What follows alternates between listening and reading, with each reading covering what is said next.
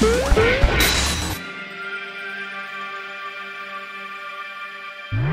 everybody and welcome back to the Triple Jump podcast. It's a video game podcast. My name is Ben. My name is Peter. Peeps. Yep.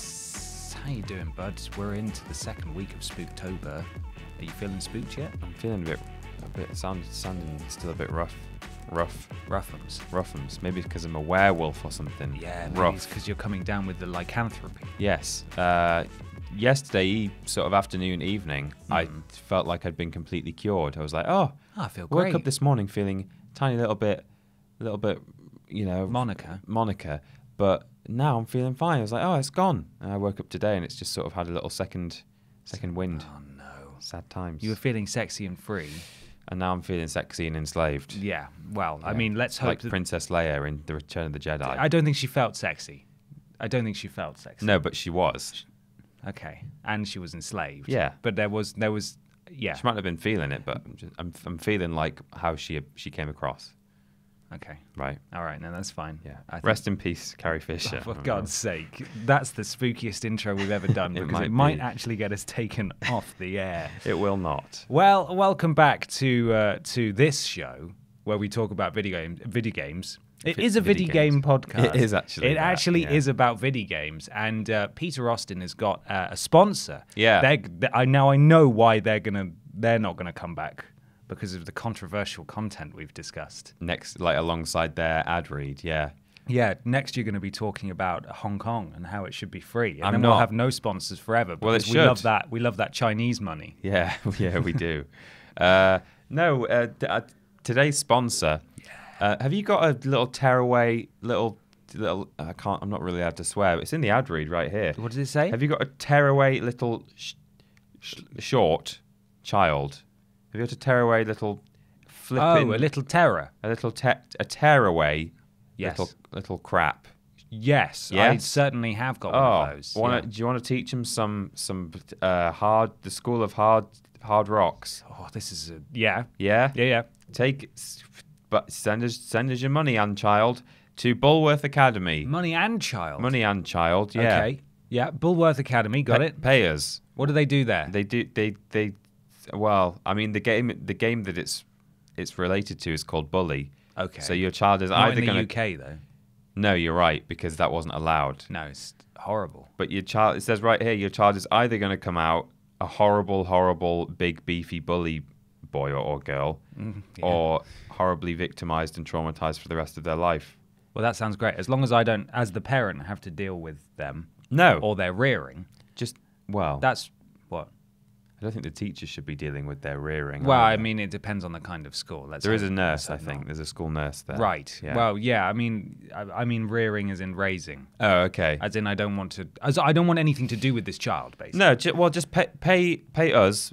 Say Bulworth Academy. Yeah. Send them along. They might come out real bad, but whatever. Sure. It's what it says right there. Okay. Just a quick question. Yeah. What does canis canum actually mean? Is that dog eat dog? Canis canum edit means dog eat dog. Yeah. Okay, I thought it's the motto for the school. Well, there's a nugget of truth in what is otherwise a lie, a massive lie. You idiot! You fool! We got you again. God damn it! Get you every week. You never see it coming. Too fast for eyes. We got you. That's not real. There's no sponsor. Why would there be? The real sponsors are our wonderful patrons over at patreon.com/Team TripleJump, where if you support us at any tier, even if it's just $1, you can submit questions to the show, and as well as, I mean, I think that's kind of your perk, apart from, supporting us, which we greatly appreciate. But that dollar means you do get to ask questions, and all of these questions in the show have come from patrons. Peeps. Yeah. We got a question there, haven't we? No. Have we? Yeah. Oh. Yeah, we got one right there. How unusual. Uh-huh. This one is from McIver the Mark. That is an R. Is that an uppercase I or a lowercase L? Yes, I believe it's McIver. It's not McLover. McLover. It's from McLovin the Mark. Hello, lads. As we're coming up to Halloween soon, do you have any fond childhood memories of playing horror games? Or, if Ben lives his gimmick of hating horror things, that much. Any traumatic memories? Question mark. Keep up the fantastic content, comma, cheers, exclamation mark. Counter question. Yeah. That maybe you can answer, Peter. Yeah. Are we limiting the traumatic memories to video games, or can they just be traumatic memories? No, because I've got lots of those ones. I think McLovin wants to know about your video game specifically related. about. Okay, well, let me just. I'm just scrolling through my in-brain filing cabinet. Right. Just getting to the video. Putting all the traumatic anecdotes of non-video game related stories that you were about to tell, putting them back in the filing cabinet. In fact, do you want me to just fill time while you just rifle through your drawers? I'm nearly there, actually. Oh, yeah? I've just gone past... I'm going backwards. I've just gone past Zoo. Oh. Zoo was a big section. Okay. I mean, tea is kind of nearly... Water's gone. Water's gone. Right. I've gone past water. Okay, I'm at video games. Oh, wow. Excellent. Well, we got there eventually. Pizza? What? I'm having all sorts of issues this morning. Pizza Austin. Yeah. What game, what trauma do it? Well, I mean, I answered sort of half of the... I mean, the earlier half of the question is, do you have any fond memories of playing horror games? And then it's about trauma. Okay. I've got both. You got both? I got both. Look at you well-rounded person. The double. Fond childhood memories of playing horror games. I wasn't really a child anymore, but I got given a steelbook copy of Resident Evil 4 for Christmas on PS2 when I was, probably early teens. So still, I think legally I would not have been able to buy that game in the shops is what I'm saying. And it's definitely a horror game, but it's not like that scary. But God... That's still one of my favourite games of all time. I think it's just so well made. And you styled your hair after Leon as well. I did, yeah. You have to put like a long bit over one eye. That's what he does. The quirf. Yeah. There he is. There. If you watch the video version, you can see Peter Austin as Leon. Looking just like Leon Kennedy, yeah. Leon Kennedy. Leon Kennedy. Great game. And actually, I think the first act...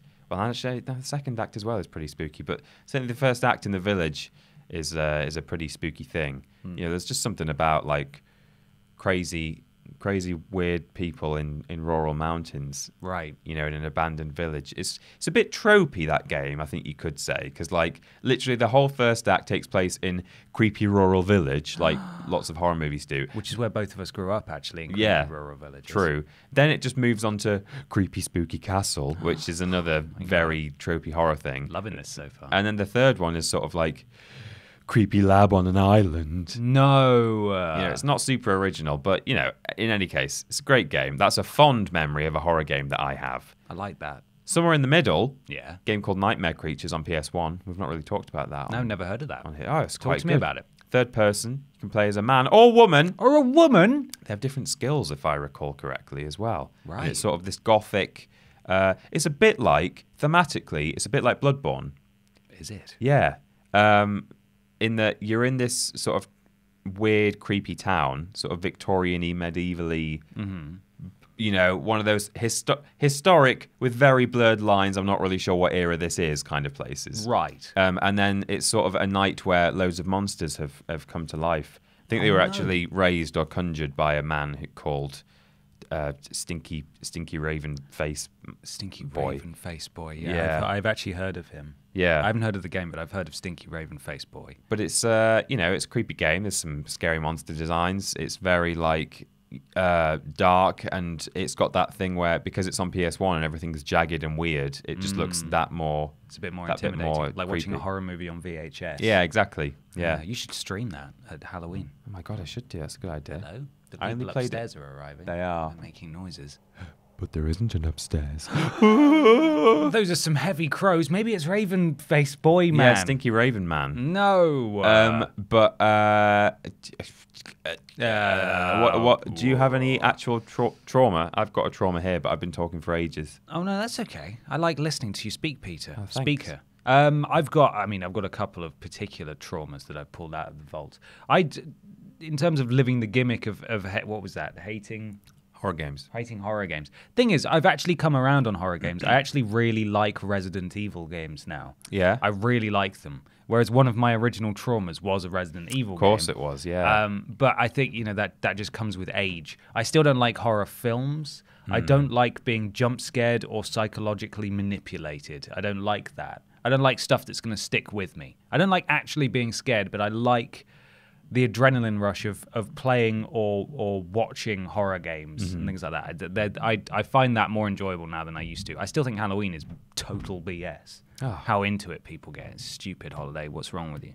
But this is when I was a young boy, and my father took me into the city to buy a game from Electronics Boutique. And my mum picked out Final Fantasy VII. Yeah. From the bargain bin. Horror game, right? Renowned horror game. But that game is creepy. That's a creepy game. It is pretty creepy. It's dark and twisted and frightening in lots of places, but I didn't get very far. Yeah. I got to the opening cinematic where Aerith/Eris is standing there with the flowers, and there's sort of, I think it's Mako energy or materia or something, but there's like weird... She's got her weird angular, again, PS1 graphics, her weird angular pointy face and these sort of glowing green things going around her. And the freaky music that goes, meh, meh, meh. Pause. Meh, meh, meh, meh. And it scared the crap out of me. Yeah. And I didn't play it again for a long time, even though the music comes into a really good bit of music, and it's fantastic because it pans out onto the street and the cars go past, and it's that iconic shot of panning up and seeing the whole of the city, and the logo comes in, and then it zooms right in on a train, and and then they arrive at the train station, and Cloud does like the flip off the train. It's the start of the game. It's so good. Rad. But that tiny bit at the start ruined me. Yeah. I couldn't play it. I left it. I was at a sleepover at my friend's house, and I left it there for a year. So that it couldn't get you. So it couldn't get me. You were at home. Because when it was in my house, the scary energy could take me in the night or something. So I left it there, and now it's one of my favorite games. But at the time, it messed me up. It was like Resi 2 got you like in the first... Well, yeah, that's the other one. Yeah. Resi 2. Right at the start. I loved the remake. Yeah. But right at the very beginning, I went to my cousin's house, and one of my other cousins, who is also cousin of that cousin. So wow. Different parents, but like that cousin who lived in that house wasn't there. But me and my cousin were visiting, and we were told, just go upstairs, play with his PS1. And again, very young. Yeah. And he had a chipped PS1. And one of the games was Resident Evil 2. We didn't know any of the buttons. Obviously, it was tank controls. Didn't know how to shoot. That made sense to defend yourself from zombies. The opening of that game is horrifying anyway. Yeah, it's pretty with the horrible, cutscene of the trucker turning into a zombie. And again, that stuff. uncanny kind of, because of the era. Yeah, frightening PS1 weird graphics. Yeah. And then we just got ganged up on by a load of zombies and eaten, and it said you've died and stuff, and there was a Resident Evil 2, and it was horrible. It was really horrible. Yeah. And that was some real trauma there for me, for sure. Oh well, sorry to hear that. I got some trauma from a game that, again, kind of wasn't really a horror game. It was probably closer to a horror game than Final Fantasy VII was, but it was a very eerie thing. It's a really old game called Kingsfield, right? I've heard of Kingsfield. It was it's a series, and they made some more that are slightly more contemporary. But the Kingsfield 1 was on PS1, and then I think a couple of other platforms as well, maybe a Sega console or something. And it was a very early first-person 3D world RPG. So it was in the early days of 3D explorable worlds. On the PS1 anyway, and there were these really horrible, weird monsters that were like these squid men with their arms up like that. Mm-hmm. They would walk around.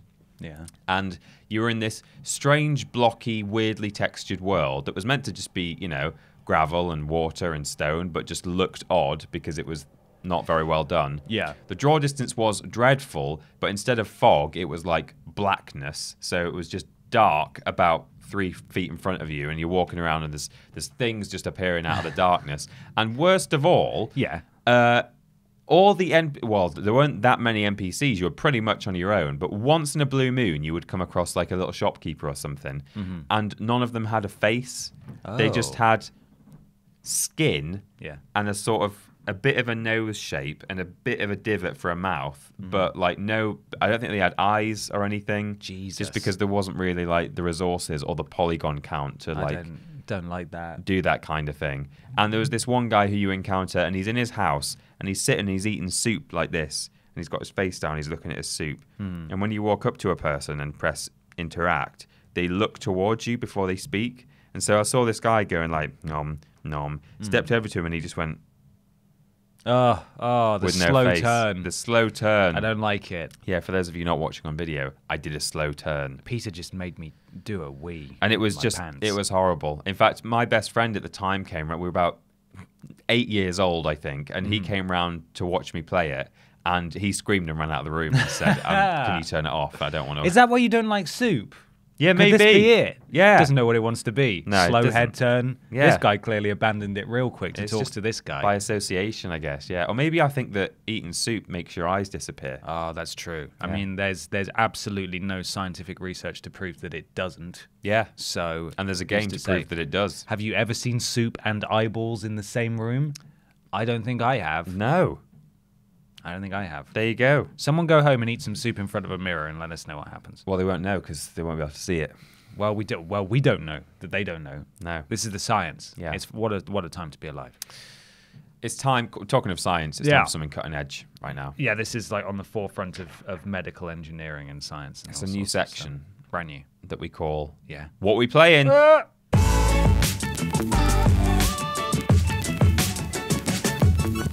It's time for What We Playin. Yeah. Peter, we did a Quipscope about Trine 4, a game that both of us are very excited about. Yeah. Because we love some Trine. How are you finding it? Just sort of, people can go watch the video for deep dive and analysis. For full deets. Yeah. But please, tell everyone, shout about Trine 4. Is it good? Are you liking it? Yes, I am. Yay! So as we've probably mentioned previously on the channel, Ben and me and my fiance like to play Trine together at Ben's place. Because it's a 3-player game where you all choose a different character and you hop around and do different things. And everyone has a different set of abilities. Casual as heck. Yeah. Super relaxed. It's generally speaking, it's sort of 2.5D. So you only have to worry about one plane of movement, which is nice. Trine 3 did actually have some depth to it, which was slightly weird. But that's gone again. It's gone again. So far in Trine 4, I've not finished it yet. Okay. Trine 4 is great. I'm loving it. I think they've really addressed a couple of the issues in that so many times when we've played previous Trine games, for the most part, the puzzles are well designed and, there's enough for everyone to be doing. But maybe 2/3 of the time, it's just kind of, wizard, can you just put a block wizard, there? I'm tired of trying to solve this. Just carry us and across. Then die and then respawn and we'll just move on. Well, especially with... when the wizard, because I don't think it's always available from the beginning of the game, but like it doesn't take long for the wizard to be able to move a box while someone is standing on it. And once you can do that, you can just carry anyone to anywhere in the world. Now, I can't say whether you can move boxes with other players standing on it because I've only played it single player. I'm hoping they've removed that. But in any case, what they have done is they've kind of removed a couple of abilities from all the characters and designed puzzles that can only be solved by one person at a time, and then they sprinkle those almost evenly in the world so that everyone really feels like this is my time to shine, this is your time to shine. It's not just wizard, box me please. Wizard, yes, box me, wizard. Wizard, can I have a box please? So for example, Pontius the Knight, your character, my character, can no longer throw his big heavy hammer, I'm sorry to say. No. I know that'll probably... Oh, but it was such a menace. It was. Smashing everything. But it means that for the most part, ranged attacks, so like shooting down distant targets, now falls to the archer, which is my character. Okay. But likewise, you've got now a jump stomp ability, which is new. So I can actually do so everyone actually has a role this time rather than sort of just muddling through. So you're pretty much the only person who can do stomping. Okay. Now, I think eventually you do unlock new abilities that allow kind of 2 of the 3 people to be able to do any one task. So I think the wizard can eventually unlock an ability that slams a box down on the floor really hard, and that presumably has the same effect as a butt bounce. Right. But certainly from the very beginning, the skills are cleverly limited, I think, in a good way. Normally when characters get nerfed in games, it's like, oh, okay, well, now I can't do the fun things anymore. But I think it's just been really well thought out. And that's the biggest thing I've taken away from it, is that I'm just looking forward to playing it as a 3 so much, because I think it will really... It'll work really well. Yeah, more than it ever has. It's 4-player now, right? Is it? That's what I've heard. So is there a 4th character, or does it just allow someone to play, you to have 2 of the same character? Well, there's an option when you start a game it says something like character mode, and you can have it on classic or unlimited. And what I think that means is if you put it on classic, you can only have 3 of any character. In which case, I don't know if you could have a 4th player or not. I don't know. In the previous games, that meant you could switch at will. Yeah. Or you had to stick to a specific character. Yeah. I think that's what it meant. Right. Rather than having a 4th player or not. But unlimited would allow you to have a 4th player in that anyone can be anyone at any time. So it doesn't matter if there's only 3 characters. It's like, well, I'll just have 2 wizards. Possibly. I just mean that was in the previous... Classic and Unlimited was an option in the previous games as well. But I don't know if that applies to the player 4. I don't know. I don't know how it would work. We need to find that out. I wonder if in Trine 5 you can have 5 characters. Oh my God, that's in Trine now. 6. Now that they've done... Yeah, they've passed 3. There's just going to be loads of Pontiuses not throwing hammers around. And if you go back and replay Trine 1 now, there's just one person. Just one character. Classic mode, there's just one. Yeah. There's just someone with 3 heads talking to each other the whole way through. Well, it sounds great. I'm really looking forward to playing it. Yeah. So that was just one aspect of it, but we've done a deeper dive on Quipscope. You can go and watch that now if you want to find out more. But yeah, essentially, really enjoying it. Yeah. On my own, and I'm looking forward to enjoying it even more as a 3. Friends apply within. Yes. Hello? Excellent. I've been playing logically some more Borderlands 3. Yeah, of course. Been getting through that. Still enjoying myself. I'm trying to think if there was anything else we played. We played actually I can't talk about that because that's a Prove It that's coming out. Oh yeah.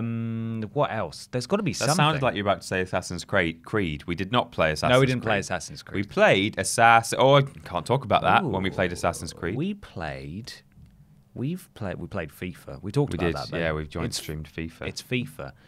There's got to be something I played, right? Oh, Bloodborne. I played some Bloodborne last night. Yeah, my friends and I started a playthrough at the beginning of the year. I think I talked about it on this podcast. We were doing a gaming weekend. We do a couple of those a year and try and all get together, live in different parts of the country, and we get together one weekend and pick a game and try and play through all of it. And we got through most of Bloodborne, but we just started the DLC, but didn't get very far. So last night we picked up from that. We beat Lady Maria. I soloed her.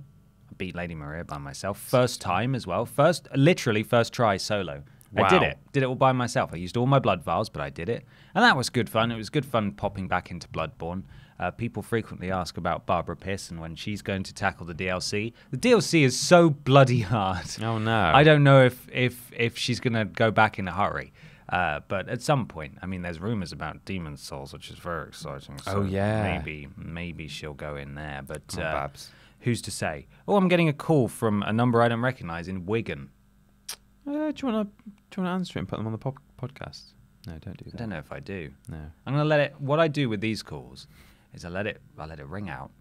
They didn't even let it ring until the conclusion of the natural ring anyway. But if they ring a couple of times and they don't leave a message, then you block the number. Yeah, I mean that's the rule.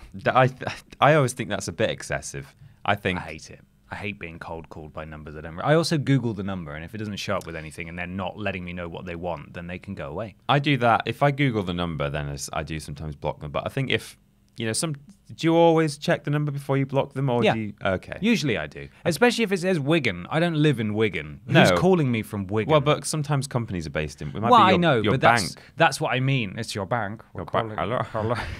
Careful. No, not at all. I know now we're talking about blocking numbers. I hate being called by numbers I don't recognise. Me too. And if it says Wigan or a city that I don't live in or that my family don't live in, then I tend to treat it with extreme suspicion. Yeah. If I got a call from a number I didn't recognise from Newcastle, I'd answer it because it might be my letting agent. It might be something like that. But if it's from outside, they call a couple of times, I'll Google it and then I'll block it because they can get in the bin. I have no time for you, sir. No time at all. Bloodborne.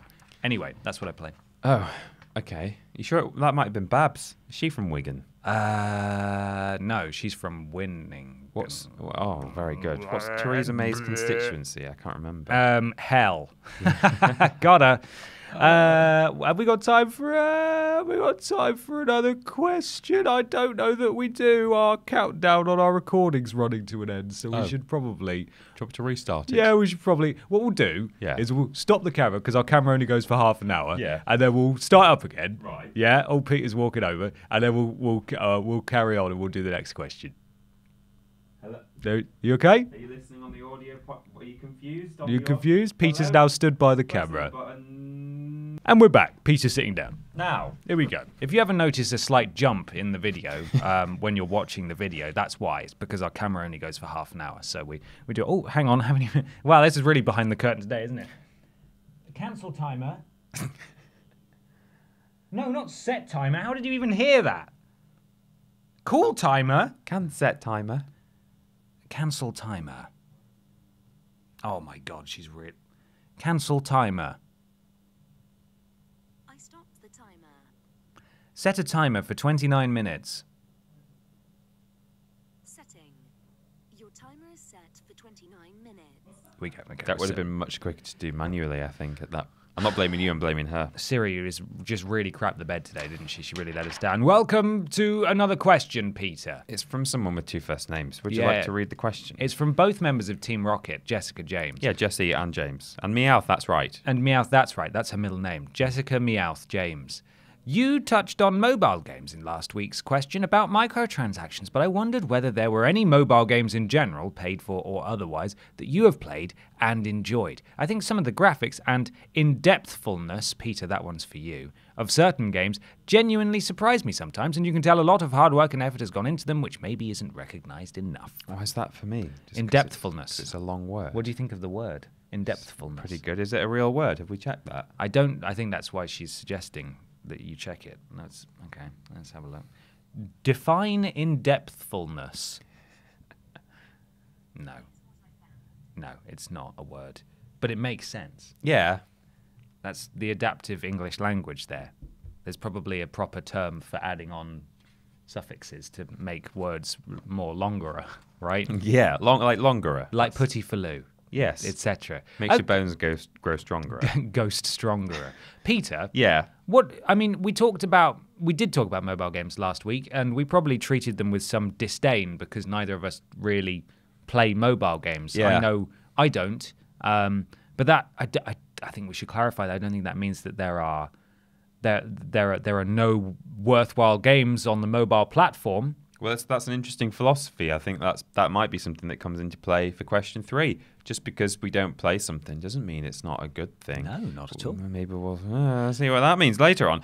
I mean, I play like one or two. I have a couple of mobile games on my phone at all times for if I'm like on a train and I'm really that bored. And even then on a train, I don't tend to. They're just once in a blue moon I'll play them if I need a bit of filler. But they're so... I don't ever pay for them. And invariably, if you want one of those... Because there are some really fancy graphics-looking mobile games nowadays. But generally, you have to pay for that kind of thing, even if it's just a little amount. Yeah. But the free ones that I play, they're like simple puzzly games, usually just 2D flat plane things. And they're that kind of... They're fun and satisfying, but not remotely memorable. And I can't give you the name or barely even describe any of the games I've actually played. Right. Because they're just They're just time wasters. There's a ball in it, or some blocks, or a moving thing, or a line, or time that correctly. It's just they're just time wasters, and they're great for that. I'm not having a go. I'm not saying they shouldn't exist. I think they're really good. They serve the purpose. The only game that I can remember playing quite a lot of for a time on my phone. The only reason I can remember it is because it has quite a big brand attached to it. Candy Crush. I played a bit of Candy Crush for a while. Yeah. I didn't get too in depth in it. I never spent a penny on it. Watched a few ads, and I don't rave about it, but it does what it says in the tin. That's it, isn't it? Satisfying when you get one of those multicolored ones that like blows everything up. I've never played Candy Crush. Oh wow, it's good, but I just play Candy Crush sometimes. Well, I don't anymore, but I used to. I'm trying to find the name of one that was recommended to me that I played for a little bit that was actually really good. I can just describe it. I'm sure someone will let me know what it is. There's plenty of mobile games that are obviously really, really good. I played one extensively that was based on Phileas Fogg. Oh yeah, Around the World in 80 Days. Oh, I've seen that. Yeah, and I played it on iPad as well, which was I think probably one of the better ways to experience it. I was going to say most people play it on tablet. Yeah, where it was all sort of like artfully done, and you got to choose where you went next, and you had various. I think you were Phileas Fogg's assistant. Yeah, and you could do various things in whichever town or country that you went to. And you had certain amounts of resources where you had to decide where to go next. And you could fail to get around the world in 80 days if you just didn't think carefully about where you wanted to go and what you wanted to do. Choose your modes of transport and stuff, don't you? It's really clever. Like it's a very, very good game. It just happens to be on mobile. Obviously, when we were talking about microtransactions, and I know that there are probably some games even like that exist on mobile that need to supplement themselves with additional purchases. Yeah. But I would, again, I think our philosophy is I would rather pay a small fee for the game and just support the developer, not have any ads, and maybe there's some optional stuff to buy, but that's kind of it. Yeah. Which is the case with that. The other one that completely took over my life and many, many other people's lives back in 2010 was Game Dev Story. Oh, right. Do you remember Game Dev Story? Yeah, I know a lot less about that than Around the World in 80 Days. I've seen like a playthrough of that on YouTube.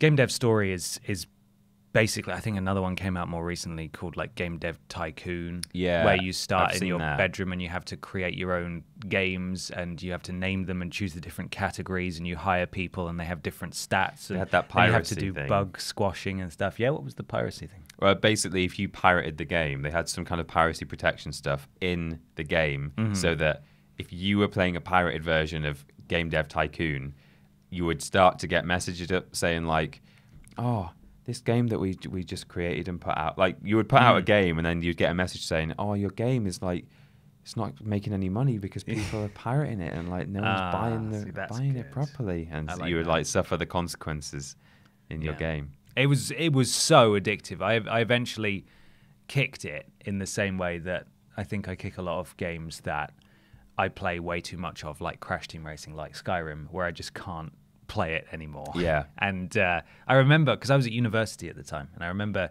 waiting in the laundry room of the student accommodation I was staying in, because the washing machines would take about an hour.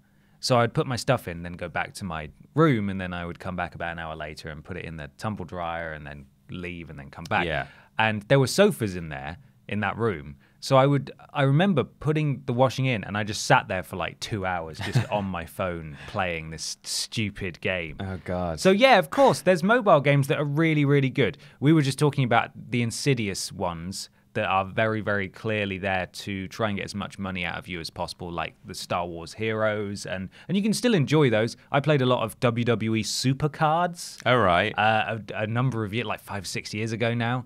And I bought card packs and stuff like that, but I don't think anyone could say that those games are going to be Game of the Year. You know, effort's gone in to make them, of course, and I'm sure there was a hardworking team behind all of them. But it's those practices that have seeped into console games that we are not huge fans of, and that's what we were talking about last time. Yeah, it is slightly troubling to think that they do basically just stem from the mobile gaming So industry. lucrative. Yeah. So lucrative. Kind of think like, if mobile games had never existed, maybe there would be Michael. They would have thought of it definitely. Hello, I'm Michael Transactions. Hello. Well, there we go. I hope that answers your question, Jessica Meowth James. It's time for a strange bit of the podcast. I've got hiccups thinking about it. Yeah, don't try and... I hope you can swallow this story. It's weird news. Oh, no, my paper.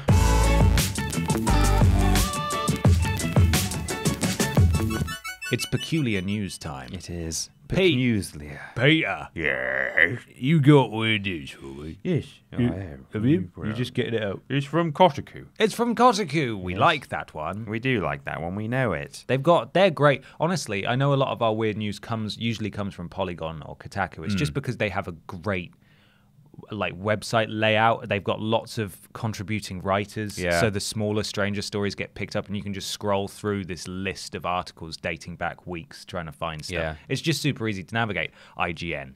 They've just got a good. I think they've got a good kind of mentality or philosophy. Like they know, they can write very seriously when they need to. When it's like, oh my god, Hong Kong or whatever. Yeah. But when a hashtag free Hong Kong. Free Hong Kong. Yeah. When a silly thing happens, they're really good at picking that up and thinking, yeah, we will do a story on this. We will. Jason Schreier is a phenomenal writer. Yeah. Whereas some other news outlets might be like,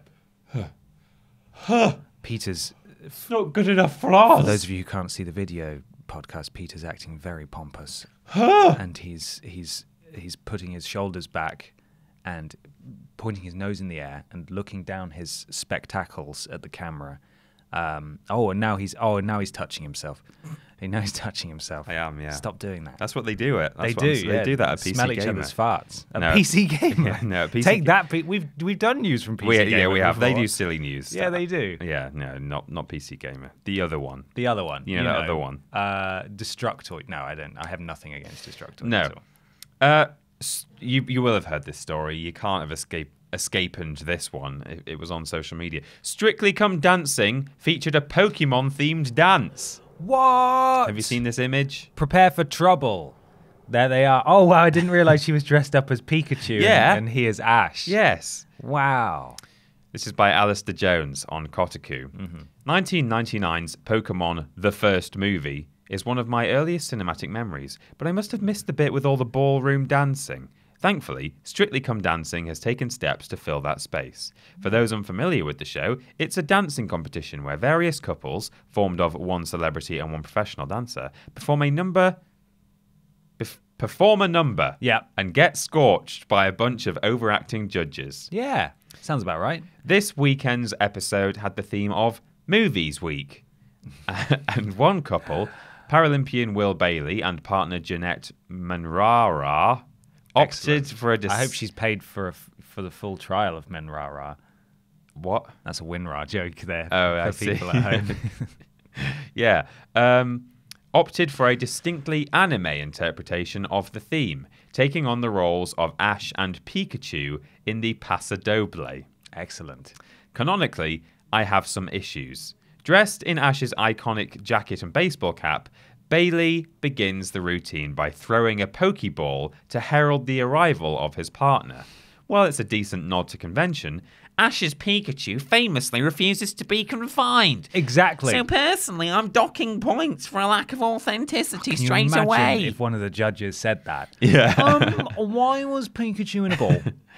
That's not actually a reflection on Alistair Jones's voice, or I'm not calling him one of those people. Whiny boy. I think he's just trying to be funny, and I thought that was funny. I thought that was hilarious. Yeah. Now, I'm about as far from being an expert on ballroom dancing as it's possible to be, so I'll resist temptation to judge the actual quality of the performance. Bailey and Manrara seemed happy, though, and the judges' scores seem roughly on par for this stage of the competition. So I suppose it was a decent effort. And then the editor has inserted a note here, mid-prose, and said, "Have you watched this thing? My eyes!" Signed, Ed. Oh, my goodness. Back to Alistair. But it's a shame the BBC passed up on using the actual dance-themed Pokemon like Curliar or Oricorio. Even my water bottle just did a bubble. You know, then. from generation 93. Yeah, there was a complete silence, and then my water bottle, just a big bubble, came up from the bottom as well. Did a little Trump. Stifled a laugh. Yeah. Yeah, I don't know that Pokemon. If No. it's outside of Gen 2, you can get in the bin. Yeah, to be Orinoco honest. Flow. You know, that dancing Pokemon, Orinoco. Yeah, I mean, Mr. Mime, sort of. He dances. Yeah, it's sort kind of a dance. He can dance. He can jive, having the wants to. time of his life. Yeah. Brilliant. Well, that was weird. How peculiar. How strange. Would you like another one? Yes. Here is a news story from Polygon. Polygon. Jeopardy! Yeah. It's got an exclamation mark. Jesus. Messed up by taking a silly gaming meme at face value. Right.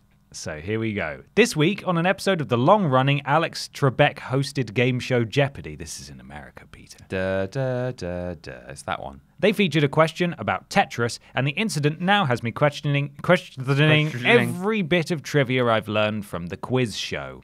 The question, or rather answer, this is Jeopardy after all, pondered which video game has puzzle pieces named Orange, Ricky, Hero, and Smash Boy. Here's the wording on that clue as it appeared in a recent episode. Okay, you ready? Yeah. The 7 rotatable blocks used in this video game have names like Orange, Ricky, Hero, and Smash Boy. Yeah. Famously. Yeah. Jeopardy contestant Jessica Garsed gave the correct response to that clue, what is Tetris, only that's not correct at all. Officially, the names of Tetris Tetrominos are not Orange, Ricky, Hero, and Smash Boy, nor are they Blue Ricky, Tiwi, Rhode Island Z, or Cleveland Z. All of those names apparently come from a viral image that circulated earlier this year, purported to be from the NES Tetris instruction manual. God. In February, Twitter user Vechito tweeted out the following goof, and then it just is a screen cap of a tweet saying, I found the original instruction booklet for Tetris, and did anyone know that these pieces had names? That's not part of the actual Tetris instruction booklet, but apparently someone at Jeopardy took that image at face value, or their own goof embarrassingly made it to broadcast, resulting in this week's bit of incorrect Tetris trivia. Do you want to hear them say? Yeah, I'd love to. Okay, here we go. Let's see if we can get it to play. Come on. Come on. Do the thing, phone. Video game Paris for 800. The 7 rotatable blocks used in this video game have names like Orange Ricky, Hero, and Smash Boy. Jessica. What is Tetris? Yes. She got it straight away. Yeah, Alec, he says yes, like, of course. Yeah, well, absolutely. Yeah, that's it. Yeah. When the official Jeopardy Twitter account tweeted out the clue this week, the official Tetris account responded with a little shade. And then there's the verified Tetris account with emojis of sort of pondering and questioning face. And then a gif of Will Smith pondering as well, looking a little bit questioning. We've reached out to the folks at Jeopardy to see how this mix-up might have happened and if the show plans to correct the error. What? Put out a little...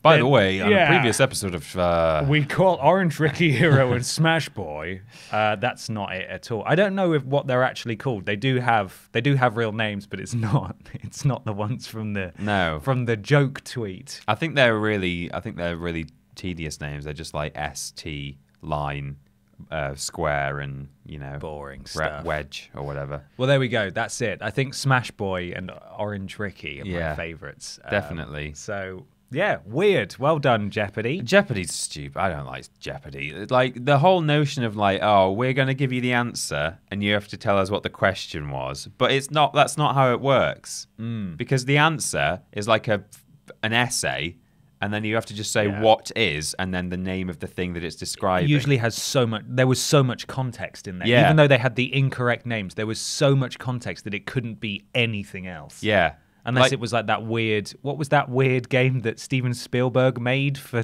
Xbox 360? You know the one I'm talking about? No. It had like blocks in it and stuff. I'll look it up in a sec. But right. Unless it was that, but that's way too obscure. They wouldn't do that. But if the question was what is Tetris, the answer would just be like a video game with falling blocks. Yeah. Or something, even more. I think it's really stupid, the whole format. And if you forget to say what is, if you buzz in and say Tetris, then they say, sorry, you failed to put your answer in the form of a question, and then you don't get the points. That's stupid. It's just a stupid show. You know? I'm not a huge fan of any game shows, to be honest. I don't want to watch someone play a game show. I want escapism on TV. I don't want. You love a bit of Tipping Point, surely. I've never watched that ever. Blocks. Here we go. This has got to be. I'm fairly sure it's Steven. Boom Blocks. Boom Blocks. Stylized as Boom Blocks is a puzzle video game for the Wii. There we go. For the Wii console and mobile devices and the N-Gage. Developed by EA Los Angeles in conjunction with Dara T. Lawler and Steven Spielberg. Right. There we go. Wrong console. God, Steven Spielberg. Boom Blocks. And it got reasonable reviews. It's just like, I think it was just a bit like Jenga, to be honest. Yeah. I don't really know what the appeal was. But there we go. That was weird news. I hope you thought it was weird.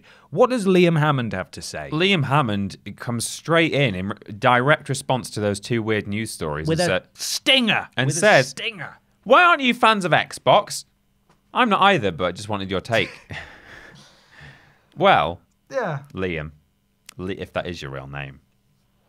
We're not, well, I can only speak for myself. I would never think of speaking for my Don't you dare. Partner here. Don't you dare. Business partner.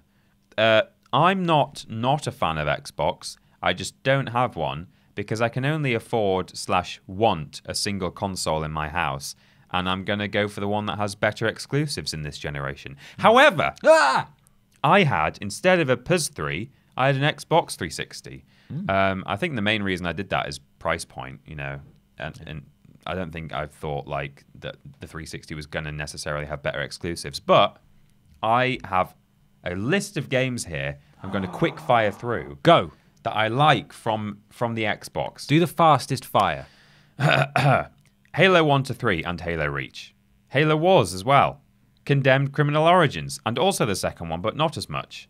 Oblivion came out 1 year ahead of time. That was a good thing. Fable series, particularly Fable 1, was good. Jedi Academy was available on PC, but if you wanted to play it on console, you needed an Xbox 360. Soul Calibur 2 ran much better on Xbox than on PS2.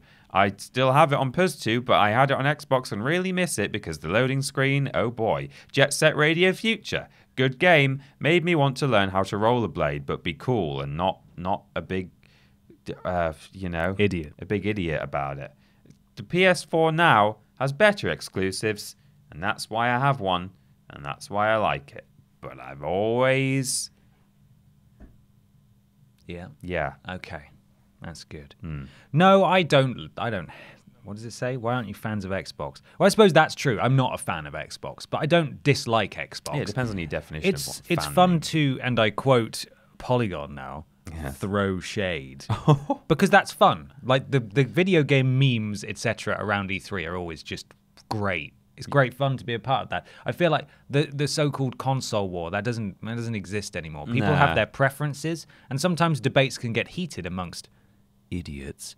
But gamer boys or girls, gamer girls. I don't think really there's the same venom that there used to be.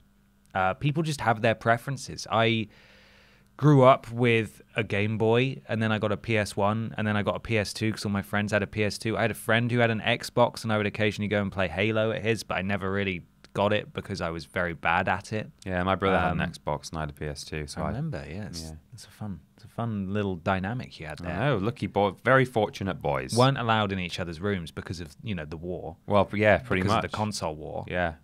But the lines were drawn. You had one half of the house, and he had the other. You weren't allowed any Windows PCs, but he was. Yeah. You were allowed Apple products, though.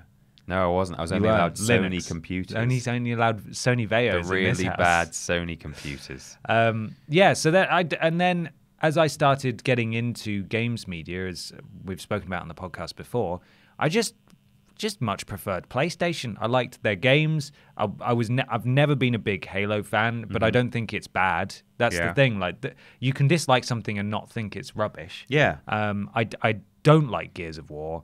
I don't care for Crackdown. I'm not a racing fan, so Forza really doesn't do anything for me. And as you said, there's been a real exclusive issue this year. This console generation, Xbox got off to a horrendous start from a PR perspective. They did really badly, and I've never had any intention of buying any Xbox console, probably since I was tempted to get an Xbox 360 just to play Oblivion. Yeah. But then Oblivion came out on PS3, and I suffered. I feel like maybe there's just a sense of martyrdom and perhaps a little bit of weird mixed up pride, which you should never have with corporations because they're companies at the end of the day and they don't care about you. Yeah. But I suffered through the worst years of having a PS3. Right. You know, when Oblivion came out late and then all the expansions for everything, Call of Duty, Skyrim, they all came out first on Xbox, and we were just sat there twiddling our thumbs. PS3 performance was terrible for a lot of third-party games that were on multiple consoles,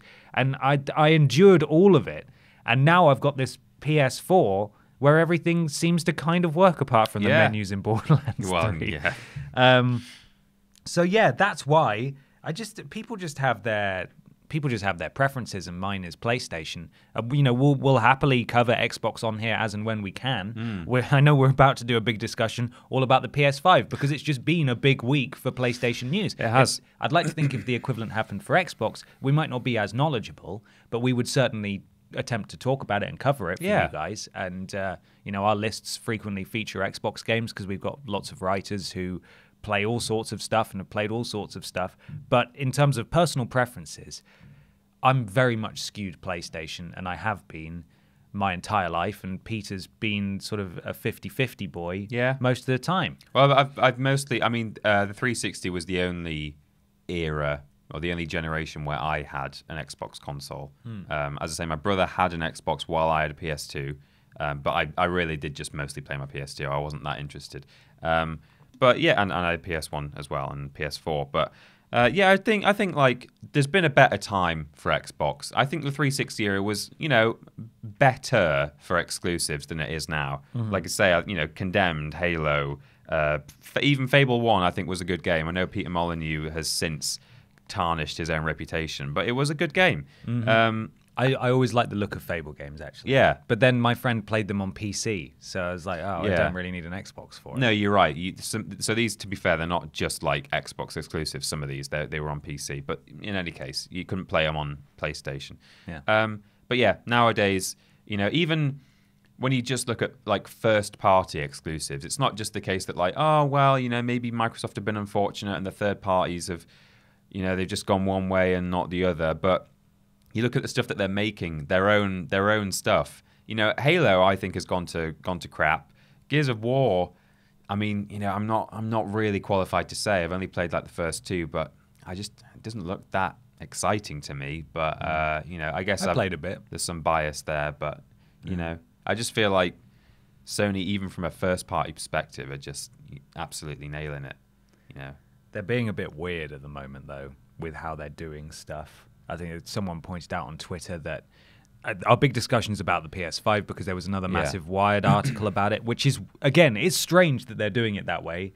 There's an element of ingenuity to it because it can then be shared really quickly across everything. Right. And it makes people sort of, dive into the details of this. It's a huge get for Wired, but it's strange that they're doing that. It also happened to be on the release day of a first-party game, which was Concrete Genie, which then got buried underneath all this PS5 news. And that's weird that they're doing that. Yeah. It's weird that they've not been at E3, even though it was kind of justifiable. It's weird that they're not talking, they haven't been talking about a lot of their first-party games for a while. Like Ghost of Tsushima apparently is fine, but we don't know that. We heard the we first haven't seen it. The Last of Us 2 for a long time recently. Like, we've not heard much before for ages, yeah. It helps build this sort of cult of personality and aura around the PlayStation brand, but at the same time, it's really difficult for longtime fans like myself to really like get super on board with it. Yeah.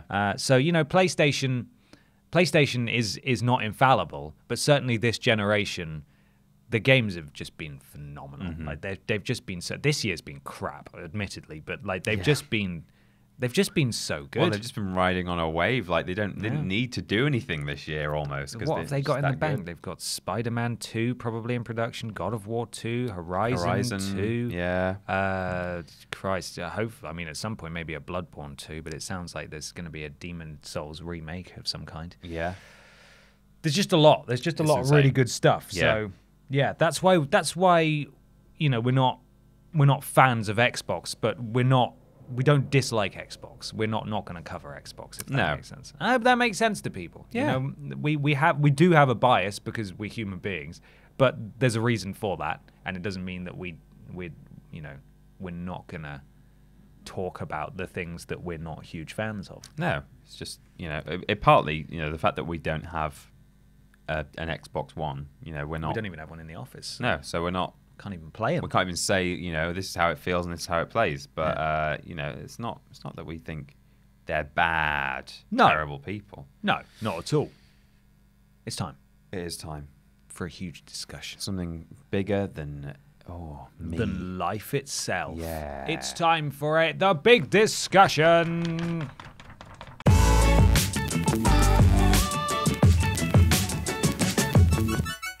It's big discussion time. This came from a few people, understandably. Let's see what we got here. Mike, Son of Water, Water Son. Yeah. And also Harrison Calnan asked a similar question. PS5 has been announced. Will you be launch day buyers or will you wait a while? I launch date the PS3 and regretted it, which led me to delay my purchase of the PS4. Oh. What's your plan for the upcoming console? We've also got a question from Empyrean7. What do you think some of the launch titles, and what will the console be capable of that we don't already know is confirmed? So there was this big wide article, Peter. Yeah. It's huge. It dropped earlier in the week. Big news, big discussion. I mean, we all sort of assumed it would be called the PS5, but this confirmed that it is going to be called the PS5. That was a lot of people's take on it. Like, that was their main headline, or like the thing that they were tweeting. It's actually called confirmation. The PS5. It's called the PS5. I was like, it was quite a big part of the article. Like even the big boy. I can't remember what he's called. God, I feel really bad now. The head of SIE. Jim Ryan, I think, is his name. Okay. I think it's Jim Ryan.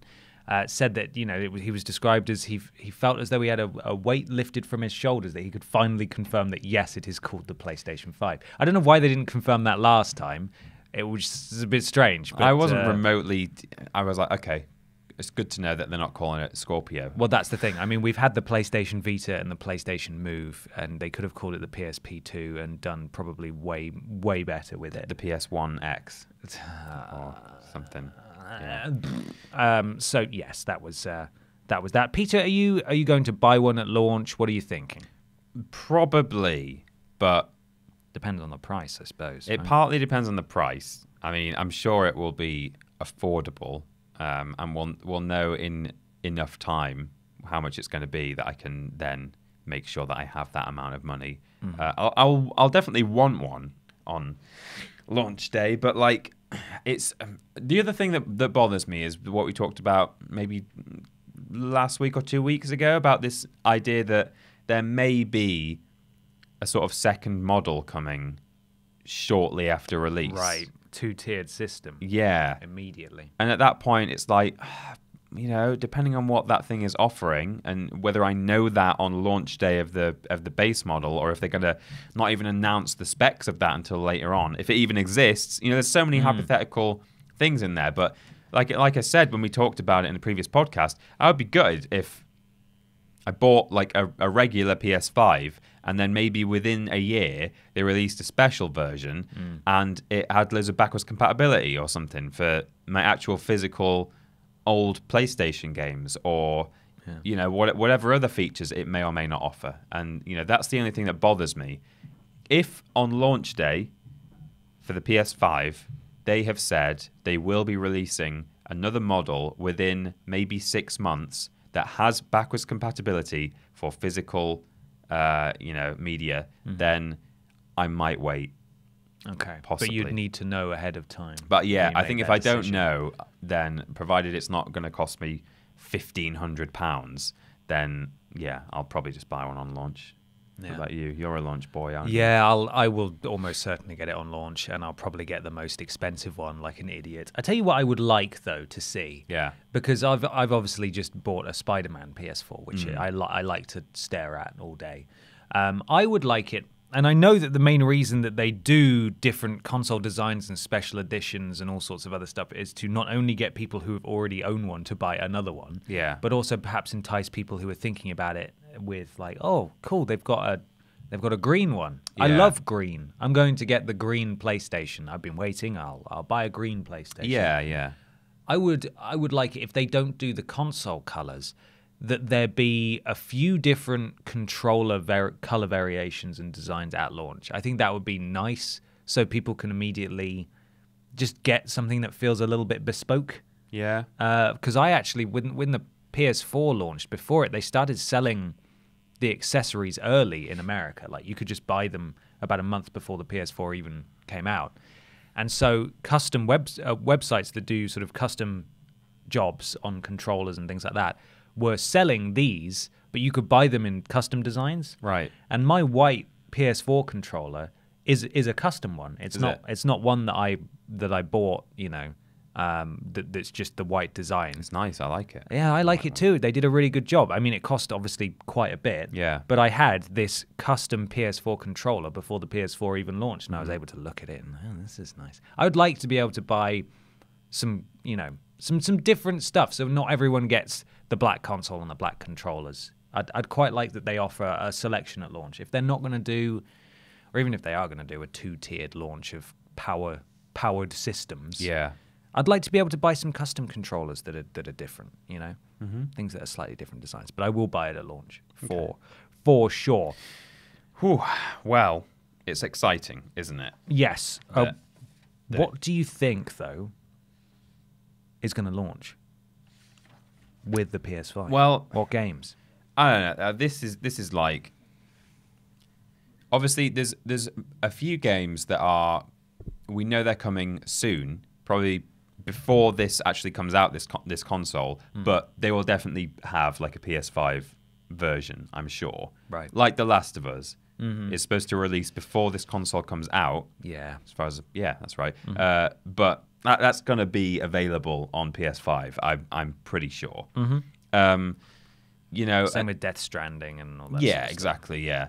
But you know, beyond that, the only like surefire or the most likely predictions for PS5 games are just, well, what sequels can you think of? You know what I mean? Like, so, you know, Spider-Man possibly, if they've had enough time to, maybe not. They might have had, because, you know, they'll want to think big, won't they? Well, that's the thing, right? I like all of the big games in the last couple of years probably won't have had enough time for another one to come out. You won't get another. I think you'll get another Horizon. I think. Well, at least I don't know. I don't think you'll get another Horizon, but I think enough time has passed for there to be another Horizon. Yeah, certainly by November. You know, holiday 2020. Yeah. And Guerrilla Games are apparently working on a multiplayer shooter as well, so they might not even be working on Horizon at the moment. True. We may get that instead.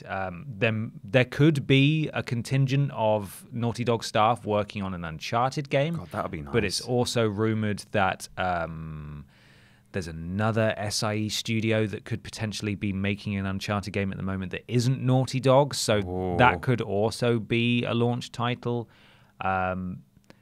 Demon Souls is pretty much, not pretty much, but there's something confirmed in the Wired article that Bluepoint is working on that is a PS5 game, so that could be a launch game, and that's highly likely to be Demon Souls, if anything else.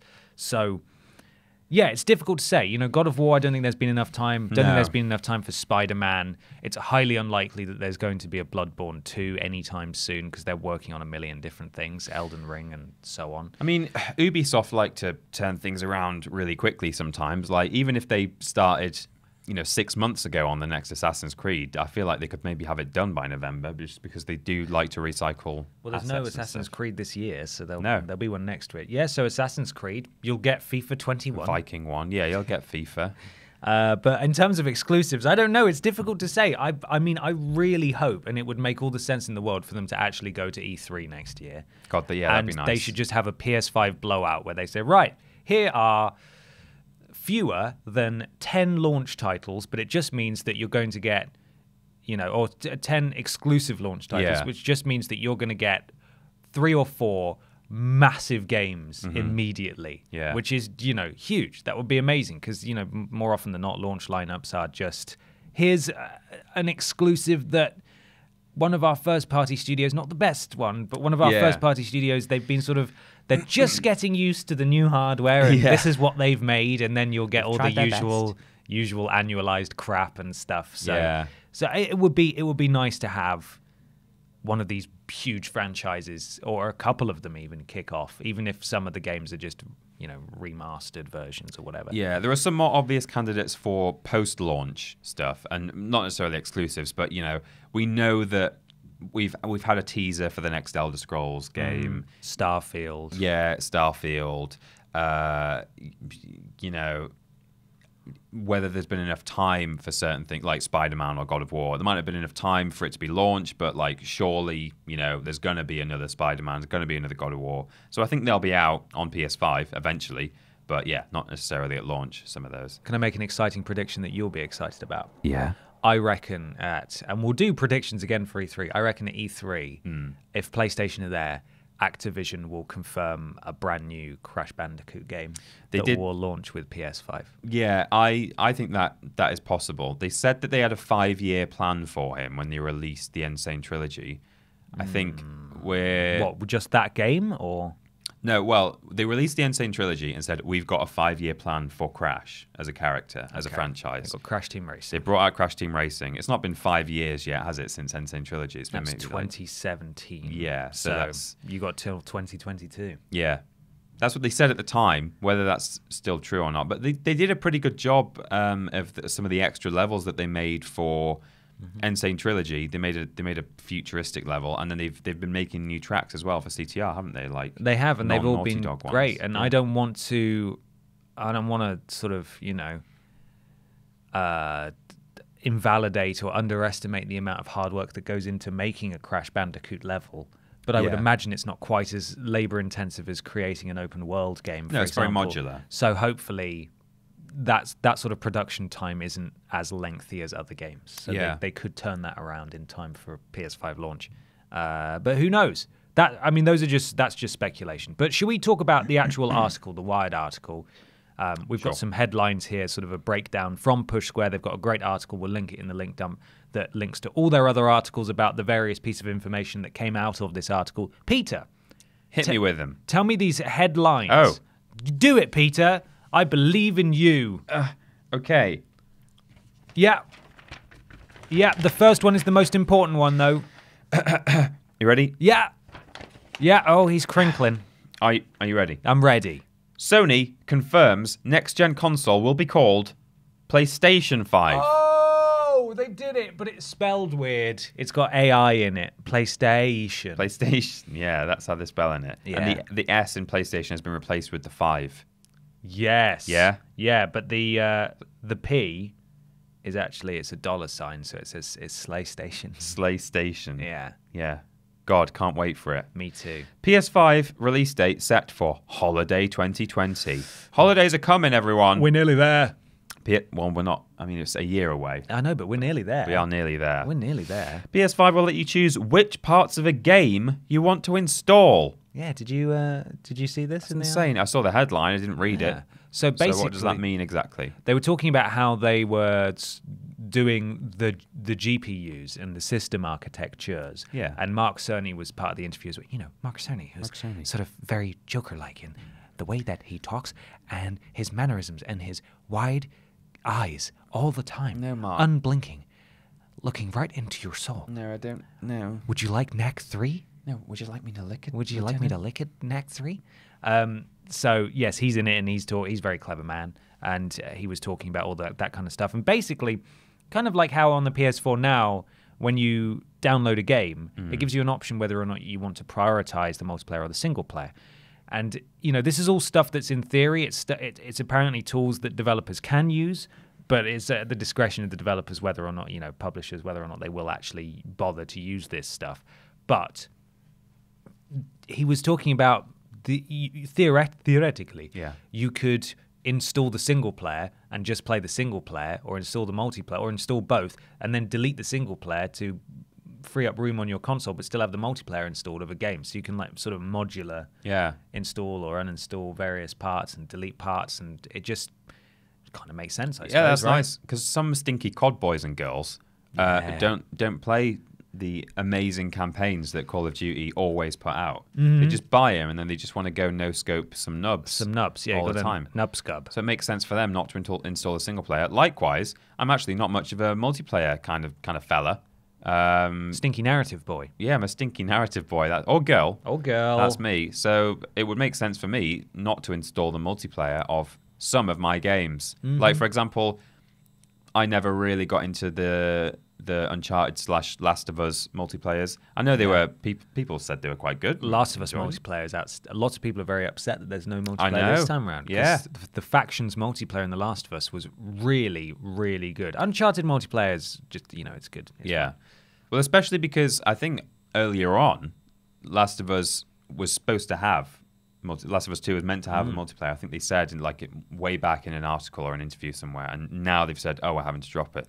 Anyway, they're going to spin it off into its own thing. Apparently. Yeah. But it might not be a Last of Us thing. So they've built it. They're going to spin it off, but it might just be reskinned, and it might come out as something else. Jack and Daxter. Yeah, exactly. Knack. Yes. Crash. But it makes sense. Like Crash actually is a good example. I don't play Crash Team Racing multiplayer.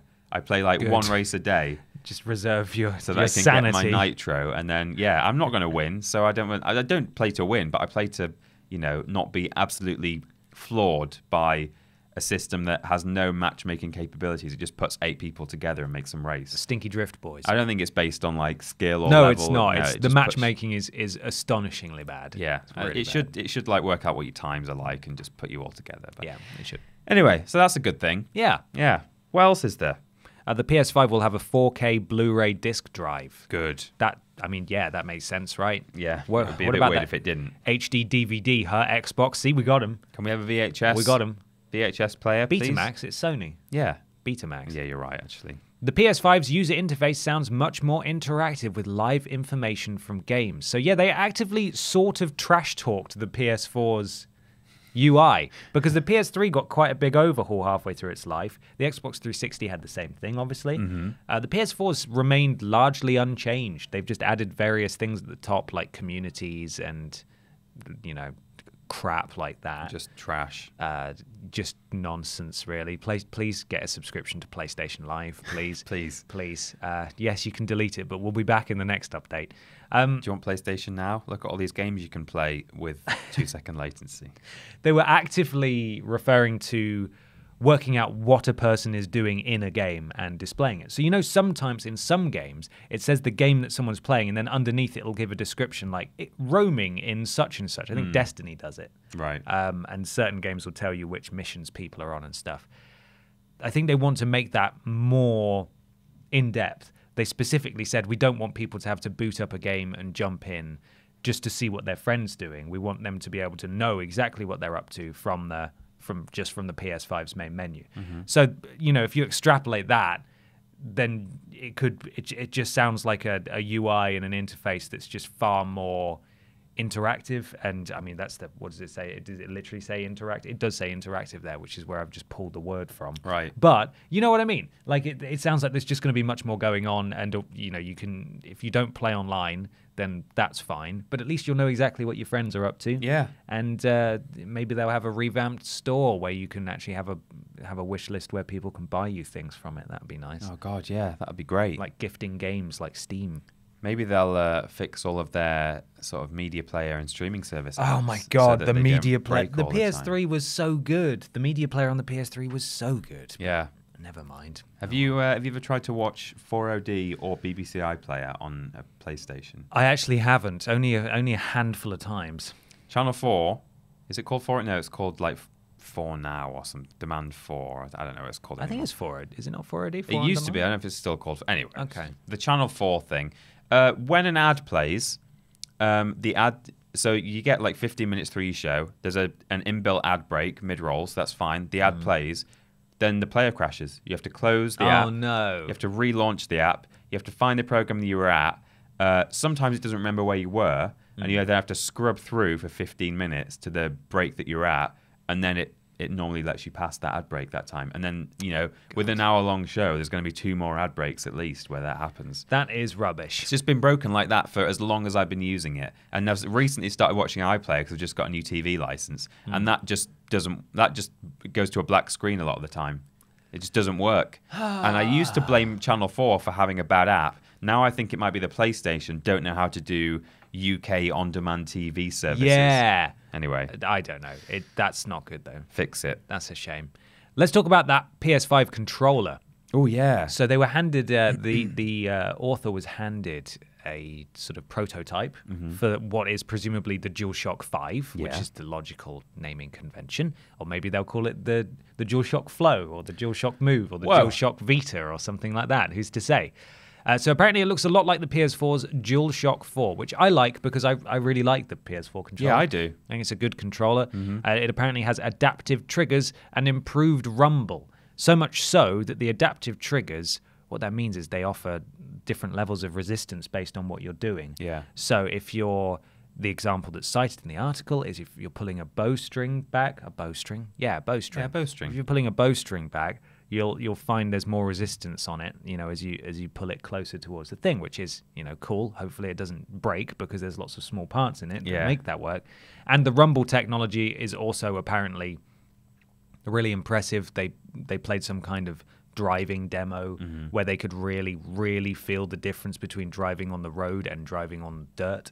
Like so much so that they could sort of swerve between the two and feel the difference. So that's cool. I mean, you know, there's only so much you can do with a controller without it looking ridiculous. Yeah. Like some sort of Mad Catz nonsense that you buy, some third-party crap. But that sounds good. That sounds like a logical next step. Yeah, why not? I'm looking forward to it. We were also very briefly, we were asked in one of those questions if there were any features we don't know about that we want to see come to the console, and I would like to say that I would like the share button and improved share functionality in terms of saving and editing clips and sharing them and all that kind of stuff. Yeah, in terms of, you know, something that already exists and should be carried across, definitely the share button is just such a good thing. I love it so much. You know, it's so easy just to, a silly thing happens in your game, press one button and then you've got it. And, you know, you can trim it down later and just post it on social media right from the console. So weird. It's so weird to go back to, or just go to other consoles that don't have it and not be able to do that. And you're sort of instinctive. So, yeah, I really hope that comes across for sure. Yeah,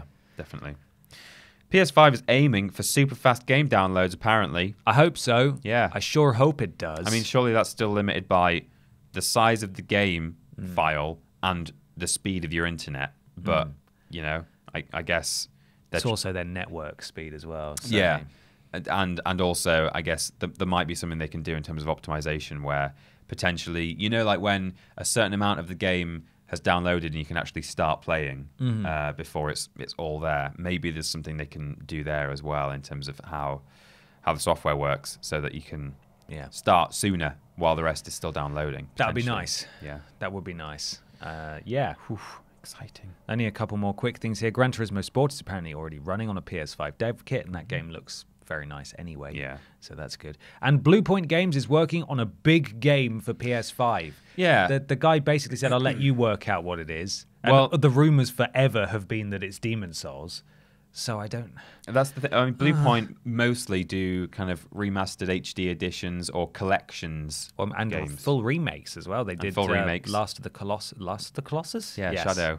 Yeah, Shadow of the Colossus last year. Yeah, but they've also done... They did like a God of War collection. They did Nathan Drake collection. Yep. They did Shadow of the Colossus and Ico together. Ico. Did they back on the PS3? Yeah, I think so. I think that was them. And then they did the full remake for Shadow of the Colossus as well. So they're very good at adapting other people's stuff. I hope it's Demon's Souls. Yeah, I really hope, because it's so heavily rumored, and the fact that he just put a tease like that in there, just said, "We'll let you work out what it is." Saying that makes it, you know, sound like obviously it's something we already know about. It's, you know, they're certainly not working on a new IP, which I think that is what we'd expect anyway. But yeah, it kind of implies that. Look for the bigger rumors, and it's probably that one. Might be that one. Yeah. I really hope it's that, and it'll only be a matter of time until we find out. I think now the clock is ticking down until the end of next year. It's about 12 months now. Well, a bit more than that. It's not quite holidays yet. not quite. Holidays are coming. They're are. not here yet. Yeah. That's the PlayStation 5. We'll of course continue to cover it here, and we'll continue to cover Project Scarlet as well as soon as there's any information about that. Yeah. We'll talk about it here. Thank you so much for listening. Let us know what you think of all of today's discussions in the comments or tweet us. There are various places you can do that, and Peter Austin is going to tell you all about it. Twitter.com/Team TripleJump, or indeed confused_dude. Or that Peter Austin. That's where you can tweet us. We've also got a Triple Jump Facebook. That's facebook.com/Team TripleJump. Our social media man, Luke Eldon, or woman. I think he identifies as man, but yes, he does. He's doing good stuff over there. Mm-hmm. What's this? So What's this been added to my notes? I thought, I didn't get a chance to mention it beforehand, but Luke Eldon does such a fantastic job over there on our Facebook that I thought we should give a little shout out and a plug for a podcast that he does. Oh, give him a plug. Yeah, we give him a little plug. So he does a podcast called Checkpoint Reached. Check Reach Pod. No, Checkpoint Reached is the name of the podcast. But on Twitter, they are. What are they? Check Reach Pod. There we go. Check Reach Pod. So go and check them out. Thank you very much, Luke, for your continued hard work. It's much appreciated. I don't know why I doubted your own notes there. Yeah, I was literally reading the same sentence you were. Well, I was reading the end of the sentence. Okay. You were reading the start, like most people do. Like ships passing in the night. They read the start of the sentence before the end. Yeah. YouTube.com/Team TripleJump and Twitch.tv/Team TripleJump, where you can get our actual video content. There was what was it that went out this week? A Rules Boss. Rules Boss. Wait, tell us the rules. Lord Brotovich and Cecil Prumps do the modding for our streams when we're on those two websites. They do. Patreon.com/Team TripleJump is where you can get various rewards, including asking questions on this podcast and early worst games ever. The podcast itself, if you want to hear an audio version of it, is play.acast.com/s/TripleJump. Not team. No. Not team. There's no team in TripleJump. The website is triplej.merp. We've got a store there. We've got a careers page with no job adverts on it at the moment. Keep your eyes peeled. And we've got a Discord. Yeah. That's bit.ly/Team TripleJump. And modding over there is Jack Bradshaw. Thank you, Jack. There you go. Yeah. Instagram, at that Peter Austin and at BenPot20 if you'd like to follow us there. We usually post some things from behind the scenes from time to time, give little hints about what's coming, kind of like Blue Point Games. Just like that. Yeah.